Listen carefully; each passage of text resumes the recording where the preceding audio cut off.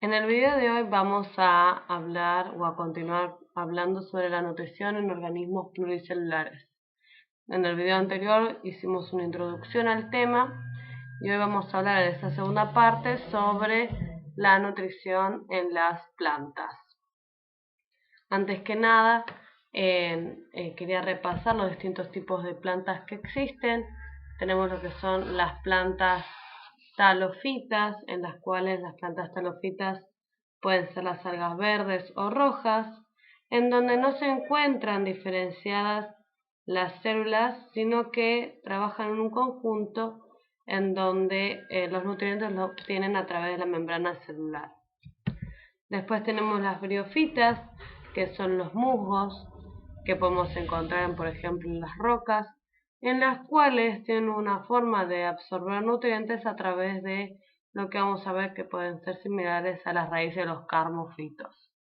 Y justamente los carmofitos son lo que uno quizás comúnmente clasifica como plantas, en las cuales encontramos que se divide en raíz, tallo y hoja, en donde justamente en las hojas ocurre el proceso de la fotosíntesis. De lo que son las plantas cormofitas son las que nos vamos a dedicar a partir de ahora en ver y analizar cómo se nutren este tipo de plantas. Tenemos varias fases en la nutrición de los carmofitos que corresponden al transporte, absorción y transporte del agua y sales minerales al xilema, el transporte de la savia bruta por el xilema, intercambio de gases, fotosíntesis, distribución de la savia elaborada por el floema, respiración y eliminación de los productos de desecho. Entonces, empezando de vuelta, teniendo en cuenta una planta cormofita, vamos a tener que a nivel de las raíces, como vemos acá, ahí les agrando la imagen, como vemos a nivel de las raíces, se va a dar la absorción de agua y sales minerales. Esa mezcla entre el agua y las sales minerales es lo que vamos a llamar savia bruta y que va a subir hacia arriba por la planta por unos vasos que se llaman xilemas. Las plantas no tienen un sistema circulatorio como en humanos, pero tienen una serie de canales, que en este caso el que va hacia arriba se llama xilema, el que transporta la savia bruta se llama xilema, que va a permitir justamente una especie de circulación por medio de la planta hacia las hojas. Entonces, justamente como paso número 2, vamos a tener el transporte del xilema, de la savia bruta por el xilema hacia justamente cada una de las hojas. Por eso vemos que la dirección a través de los vasos del xilema es ascendente.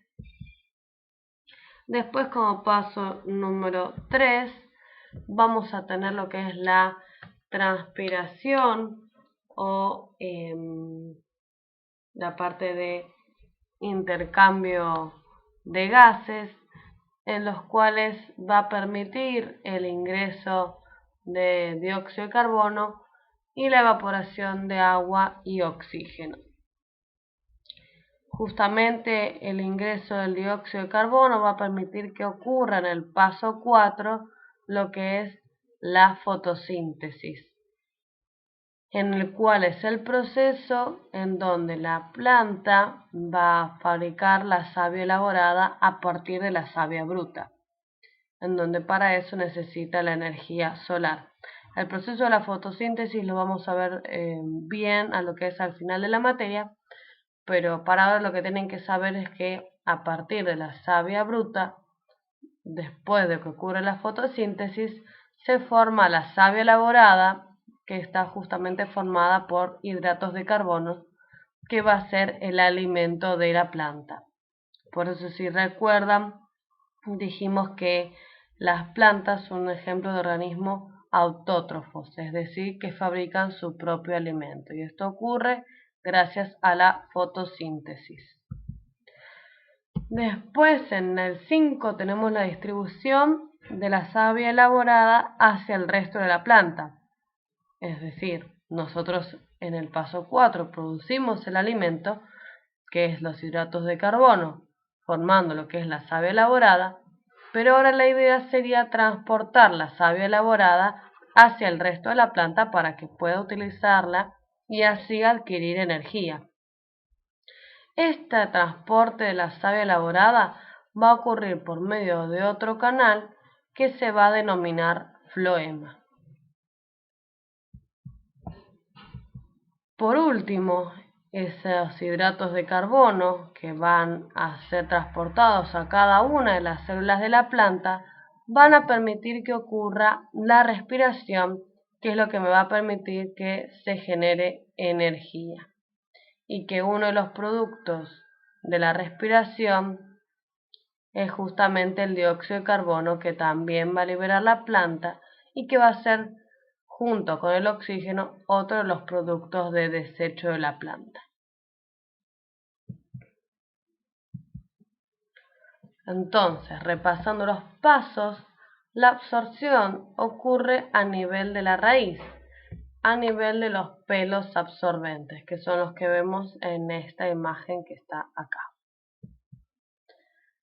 que justamente permite que el agua y las sales minerales pasen al xilema. Otro paso importante es el transporte por el xilema, que justamente, si nos ponemos a pensar, este transporte por el xilema puede llegar hasta 100 metros de altura sin gasto de energía. De vuelta, en humanos vamos a tener un sistema circulatorio en el cual, para que ocurra la circulación de sangre, sí va a existir un gasto de energía y está dado por el bombeo del corazón. Acá no tenemos un corazón que bombea. Y por ejemplo puede llegar a transportar savia bruta hasta 100 metros de altura. Para que ocurra esto existen 3 mecanismos que permiten esto: la presión radicular, la tensión, cohesión y la transpiración. Justamente si vemos este video vamos a encontrar cómo ocurre este proceso.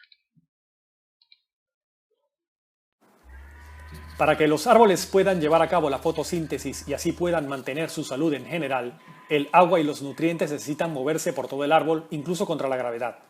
¿Cómo una planta puede lograr esto sin un órgano como lo es el corazón, que bombea líquidos? Como veremos, el agua se extrae desde las raíces hacia las hojas a través de un proceso llamado transpiración. Además, el potencial de agua impulsa el movimiento del agua de una zona de la planta a otra mediante la osmosis, la gravedad y la tensión superficial del agua. La transpiración comienza en las hojas. La disposición de las células y las estructuras de las hojas facilitan el movimiento de los gases y el agua dentro y fuera de la hoja. Una hoja contiene varias capas de células especializadas. La epidermis superior es una capa celular gruesa que proporciona una cubierta protectora. Por debajo de esa capa se encuentra el tejido mesófilo. Las células de la capa mesofílica de la empalizada son sitios para la fotosíntesis y la secreción, así como para el almacenamiento de alimentos y agua. La capa de mesófilo esponjoso contiene una disposición más floja de células. Los espacios entre las células ayudan en el intercambio de gases y el paso del vapor de agua de las hojas. A lo largo del tejido epidérmico inferior se encuentran estomas, que son aberturas microscópicas flanqueadas por células guardianes. Los gases pasan a salir de la hoja a través de estas aberturas, así como agua en estado gaseoso que se evapora de las hojas, un proceso conocido como transpiración.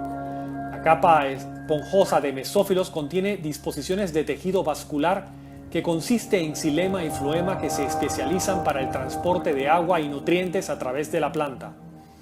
El tejido vascular se extiende desde las hojas a través del tallo hasta las raíces. El agua es transportada en el xilema desde las raíces si el potencial hídrico es mayor, hasta las hojas si el potencial hídrico es menor. La disposición de los tejidos, las funciones de las células y el potencial de agua determinan la dirección en la cual el agua se moverá a través de una planta. El agua sale de las hojas como vapor de agua a través de los estomas. El vapor de agua perdido de las hojas es reemplazado con el agua que entra a través de sus raíces y se trae a través del tallo en el xilema. El xilema se compone de vasos que son tubos continuos formados a partir de células muertas, huecas, cilíndricas, dispuestas de extremo a extremo y traqueidas, que son células muertas que se estrechan cuando el extremo se superpone. Esta disposición y la naturaleza polar de las moléculas de agua permiten que el agua pase de una corriente ininterrumpida a través del xilema desde las raíces hasta el interior de las hojas. La adhesión es la atracción de moléculas de agua a una superficie, como la pared del xilema. La cohesión es el enlace de hidrógeno entre moléculas de agua. Juntas, la adhesión y la cohesión permiten que el agua se mueva a través del xilema en una corriente continua de las raíces a través del tallo, para reemplazar el agua perdida de las hojas a través de los estomas. El agua entra en la planta a través de las células epidérmicas de las raíces y viaja al xilema. El potencial de agua en las células de las raíces aumenta cuando las bombas sin Porter en la membrana plasmática permiten que los protones pasen a la célula, bajando su gradiente de concentración. Estas bombas acoplan el transporte de protones con el transporte de minerales y otros solutos dentro de la célula. El agua entra en la célula impulsada por la osmosis. La presencia de canales de acuaporina en la membrana mejora la osmosis, permitiendo el flujo masivo de agua del suelo hacia las raíces. El otro tejido vascular principal es el floema. El floema transporta carbohidratos y aminoácidos que se producen en las hojas a las células de las raíces y tallos, donde se utilizan y almacenan. La conducción en el floema se lleva a cabo a través de dos clases de células alargadas, células cribosas y elementos de tubo criboso. La mayoría de las angiospermas contienen elementos de tubo criboso. Ambos tipos de células tienen grupos de poros conocidos como áreas de tamiz, que son abundantes en los extremos solapados de las células.